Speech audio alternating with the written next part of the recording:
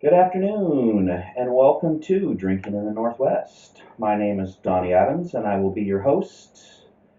This vlog is an informational beer, wine, and liquor, and I'll do my best to bring up to date on current events. We'll do some tastings, we'll visit some breweries and some wineries and distilleries, and have some short videos posted. This is the first episode, and I will do my best to bring you up to date on what's going on. Today we are featuring 20 Corners Brewing out of Woodinville. I have three beers in front of me. I have their Vagabond Kolsch, I have their 20 Corners Proximity IPA, and I have their Ground Rush, which is their fall and, it's their summer and spring IPA. They also have year-round on tap. They have a Autonomous American IPA, and they also have the Ghost Trees IPA. It's a New England style IPA. It should be out anytime. So, with that being said, let's get on with the show. In some beer culture and news, the Great American Beer Festival was just this last weekend in Denver, and Washington took home some really good hardware this year. We have a few of the winners. Congratulations to Silver City Brewing. They won the award for Mid-Size Brewing Company and Brewer of the Year. Congratulations, Silver City. Now on to the regular winners, the American Strong Pale Ale. Silver from Cross Buck Brewing in the Nopec Pale. American Style Pale, a gold went to Georgetown Brewing for the Johnny Utah Pale Ale. English Style or International Style Pale, a bronze went to Cloudburst Brewing. Light Lager, we had a silver go to Odin Brewing, Cis Light Lager. Fresh Hop Beer, bronze went to Cloudburst Brewing for the Aqua Seafoam Shame. Belgian Style Fruit Beer, a bronze went to Silver City Brewing, Foxy Lady. Vienna Style Lager, silver, Grains of Wrath Brewing for their Vienna Lager. We also had Dortmunder or German Style Oktoberfest. Bronze went to Chuckanut Brewery for their Festbier. Specialty Saison, a bronze went to Fortside Brewing for the Palisade No. 2. Export Stout, silver to Odin Brewing for Thor's Shadow. Export Stout Gold went to Wander Brewing for Correspondent. Old Ale of Strong Ale, silver went to Silver City Brewing for Old Scrooge. And the barley wine Reuben's Brooms brings home the bronze for Three Rise Men. Congratulations to all of the winners in this year's Brewfest. It's always a good thing. A few things going on in the upcoming week. This Saturday, October 12th, there's two sessions. We've got a 12 to 4 and a 5:30 to 9:30 at Georgetown Stables for the Seattle Fresh Hop Festival. There'll be several of the local breweries serving up their fresh hop beers. Thursday, October 17th from 6:30 to 8:30, Pike Brewing is celebrating its 30th anniversary. Also, we've got October 12th, this coming weekend, the 7th Annual Mountain Ale Festival in Roslyn, Washington. If you guys are east of the mountains, I know it's starting to snow, but, you can head over there for that. As we move on to some wine, let's see, on the wine side, we've got all kinds of stuff going on. We have Lake Chelan Crush going on this weekend. Yakima Valley Catch the Crush is this weekend with several events in the Yakima Valley. And we've got the Dungeons Crab Festival sponsored by the Olympic Peninsula Wineries going on. And that is in Port Angeles. See if we can find some of the events here. So, in Woodinville, all kinds of stuff going on in October in Woodinville. Close to home, so it's easy. We have On the 11th, we'll start with Friday the 11th. Silver Lake Winery is having their harvest case sale. And then Airfield Sit and Shop at Raintree Botanicals. We also have Tory Moore and Wine. They're partnering with Amato Catering, and they will have delicious bites to pair with their 5 Oregon wines. Acoustic night at Castella de Valencia. Next up on the 12th, we've got all kinds of stuff happening. That's Saturday the 12th in the Wine in Woodinville. Apple Cup Gear Up at Tinte Cellars. It's an Apple Cup Special Edition Tinte Huskies. We don't like the Huskies, we like the Cougs. So it's just football Saturday at Tinte Cellars, gearing up towards the Apple Cup. We have Taste the Grapes weekend at Silver Lake Winery in the Hollywood District. Harvest happenings, wine and grilled cheese at Bear Winery. War King and Park Lane Jewels pop-up at War King Wines. Do a little holiday shopping. Got live music at Gardvinters with Sarah O'Day. Live music at the Lauren Ashton Cellars featuring Jessica Lynn. Forgeron Cellars Crab Feast from 6:30 to 8:30. Family-style seafood gathering with close friends for one evening. Gather around Forgeron's long picnic tables and eat your fill of crab, potatoes, and corn. And then come Sunday in Silver Lake, we've got Taste the Grapes at Silver Lake Winery going on, and that's it pretty much for the weekend in Woodinville Wine Country. Those being adventurous this weekend and traveling over to Walla Walla, don't forget they have Wander Walla Walla. Sip, see, and do as the winemakers do. Travel to Walla Walla this fall for an insider's guide to the valley's best-kept secrets and celebrated favorites. Sip, see, and do as the winemakers do through custom itineraries created by the Walla Walla winemakers, available Thursday through Sunday, October 3rd through December 15th. To participate, select and download the itinerary of your choice, pick a weekend to visit, and let the winemaker's recommendations be your guide. As you wander, you receive access to the full itinerary and program perks, including special tastings and 10% discount on purchase of 2 or more bottles. Upon check-in at the itinerary author's host winery, registration is free, and the itinerary is a pay-as-you-go experience. Some of the wineries that are involved is Eternal Wines, Brad Binko, owner and winemaker. Wine and tacos, a winning combination. Winemaker Brad Binko gives an insider guide to revered spots for wine and tacos in the Walla Walla Valley. Foundry Vineyards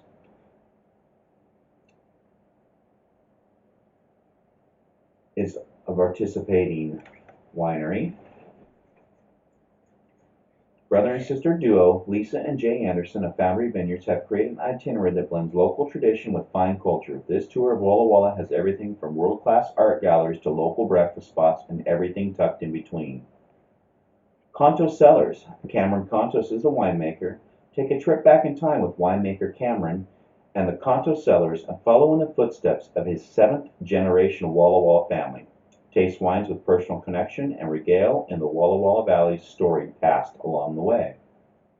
La Cole, number 41. Sadie Drury, vineyard manager for the Seven Hills Vineyard. Explore Walla Walla Valley like a vineyard manager. Viticulturist Sadie Drury guides you through the valley, tasting wines in award-winning Seven Hills Vineyard. Then experience local mainstays along the way. You also have stuff from Salui Cellars, Tertulia Cellars, Dunham Cellars, Dusted Valley Cellars. Those are just some of the options you have to choose from on your wonderful weekend away in Walla Walla.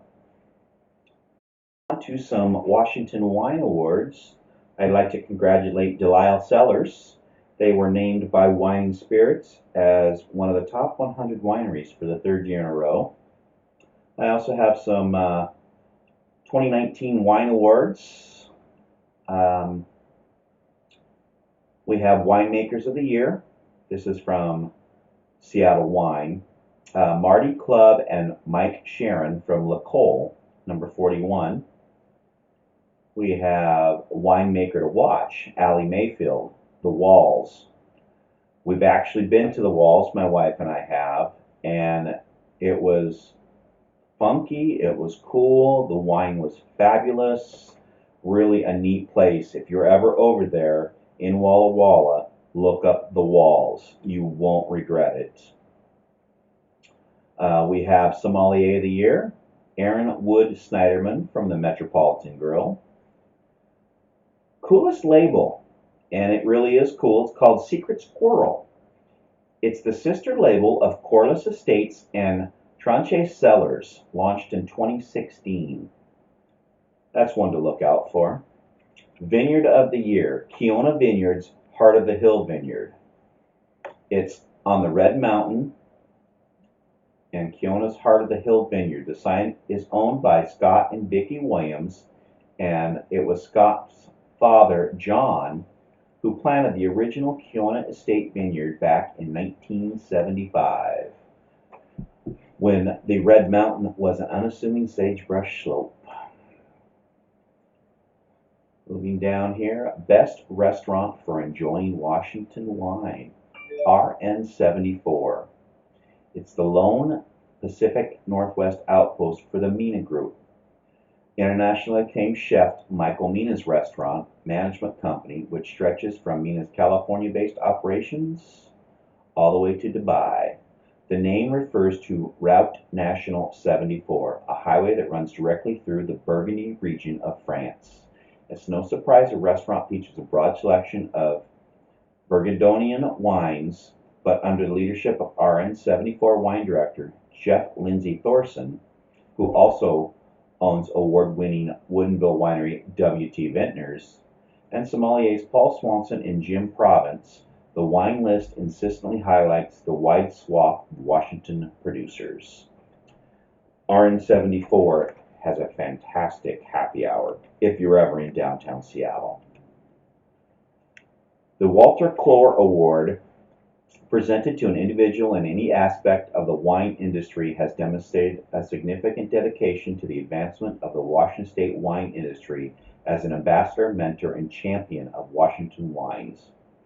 Congratulations to Chris Horn of Seattle's Purple Cafe and Wine Bar. On to the whiskey portion of the show, and I will admit, we have a lot of liquor, but I'm not a big liquor drinker. My wife is more of the drinker of liquor. Just so quick, I just want to put out there the Seattle Craft Whiskey Trail. For those of you that are in the Seattle area, there's several distillers that you can swing by and get bourbon rye, other whiskeys. You've got Westland Distillery, Fremont Mischief Distillery, Ula Distillery, Two Bar Spirits. I have been there. You've got Copperworks Distilling, formerly a brewer for Seattle's Pike Place, Red Hook, Fish, and Pyramid breweries. Jason Parker is one of the several hopheads who made the change to distilling. After convincing home brewer Micah Nutt to join him, the business partners flew to Scotland to the acclaimed Forsyths to get 4 stills custom made for the Waterfront Distillery, which opened in 2013. That sounds interesting. Batch 206 Distillery in downtown. Sound Spirits. You've got Six Spirits Distilling. And that's pretty much it downtown, it looks like. There are many others out there, and we will talk about those in depth in more episodes to come. On to our featured brewery today. It is 20 Corners Brewing out of Woodinville, Washington. They are located at 14148 Northeast 190th Street A. They are open year-round. Monday through Friday, they're open 3 to 10, Saturday 11 to 10, and Sunday 11 to 8.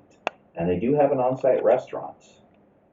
Restaurant food, they do serve brunch on Saturdays and Sundays from 11 to 2, and looks real good. But on the regular side of the restaurant, you've got appetizers such as the classic pretzel, JoJo's, garlic cheese bread, hummus platter, wings, poutine. That sounds actually really good. Chips and dip.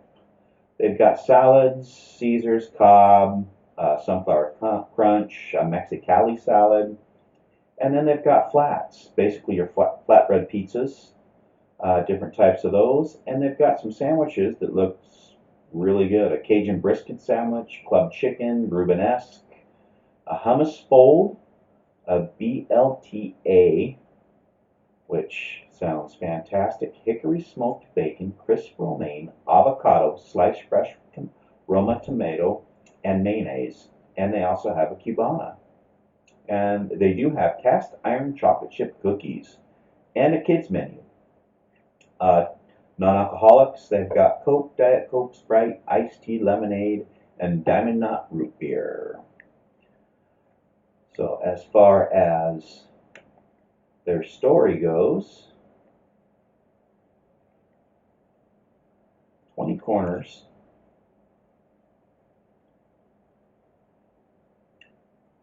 is about sharing the love of the outdoors is how the brewery came started. The two founders, Andrew Davis and Vern Olson, met back in 2013 to discuss this project and haven't looked back since. From fishing, skiing, biking, you name it, the love for the outdoors and creating a brewing process that positively impacts the outdoors is why they do this. In addition to customer experience, they want to create a team that has the same passion for craft beer and outdoors as they do. The team members at 20 Corners are true ambassadors of the company. Their passion for quality beer, artisan foods, outdoors, and all of their core values are hardwired with all the team members. Year-round beers, the Autonomous American IPA, the Juicy Pale New England Pale Ale, Proximity IPA, Vagabond Kolsch, the Fall and Winter, it's the Ghost Trees, which is a New England IPA, and in the spring and summer, they have the Ground Rush American IPA. That is the story of a good beer. They do their part to help protect the world in which they love to play by imbibing responsibility, supporting environmental nonprofits, recapturing water from the brewing process, sourcing renewable energy, repurposing spent grain into animal feed, and building energy-efficient breweries. See you on the trail. As far as the events go at Five Rights, they do have a catering space in an event center. You can call and inquire about that. That's about it for 20 Corners Brewing. Thank you very much. That should wrap up this episode, the first episode of Drinking in the Northwest. I am Donnie Adams. I will have a Facebook page created and a Twitter account set up hopefully soon. And hopefully I'll get out to some of the establishments and have some short videos of travels and all that out in the Pacific Northwest. Thank you very much.